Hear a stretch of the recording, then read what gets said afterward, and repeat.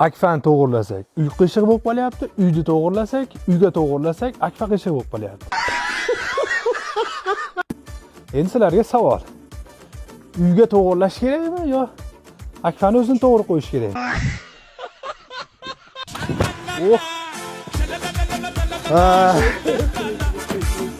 Xudo xolasa akfalarimizni ham olib chiqyapmiz. Mashinalarimiz faqat pastda qolib ketdi.